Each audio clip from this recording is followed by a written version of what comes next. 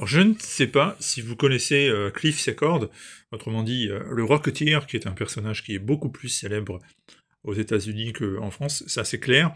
Le personnage a été créé par Dave Stevens en 1982, le regretté Dave Stevens qui n'est plus parmi nous, mais qui continue de vivre à travers son personnage, qui vit maintenant également de son côté de nouvelles aventures.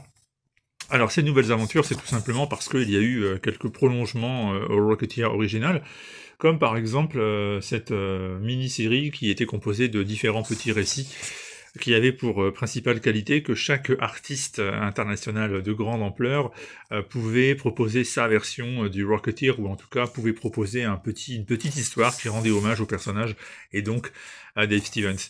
Alors, le Rocketeer, en fait, c'est en soi une bande dessinée qui, évidemment, fait un énorme clin d'œil à toute cette littérature un peu pulp, noire.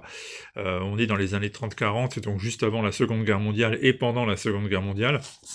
Et le personnage donc du Rocketeer, c'est un ancien pilote et cascadeur, pilote d'avion, et il découvre un jour un jetpack expérimental, désolé si je viens de buter sur le mot, et ce jetpack, il est donc très moderne, il était fait à la base pour l'armée, il met la main dessus, et à partir de là, il va devenir une sorte de super-héros capable de voler, une roquette humaine donc, avec Betty, sa fiancée, son éternelle fiancée, avec qui il sort, qui est une sorte de version moderne de Betty Boop, et Betty qui est aussi un prétexte pour insérer dans cette bande dessinée tout un ensemble de problématiques, comme par exemple la jalousie, les rapports entre les hommes et les femmes. On a une société qui n'est pas encore celle d'aujourd'hui, et pour autant Betty, tout en vivant grâce à sa beauté plastique, est une femme relativement moderne. Vous le découvrirez en lisant ces nouvelles aventures. Et donc je vous disais, les nouvelles aventures, ce sont des petits récits réalisés par des auteurs internationaux de très grande classe. Alors on a une liste impressionnante d'artistes, hein.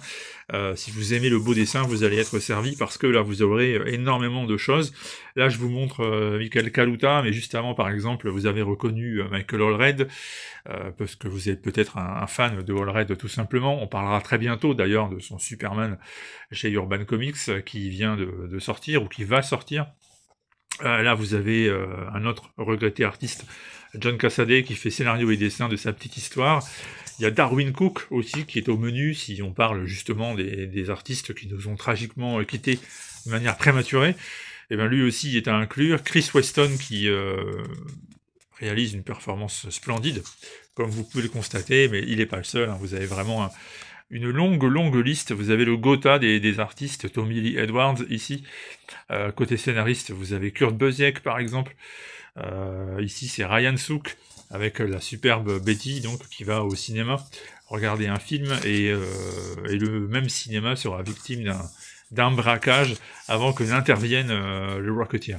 C'est, ma foi, très sympathique à lire, parce qu'il y en a pour tous les goûts, il y a des histoires fort différentes les unes des autres.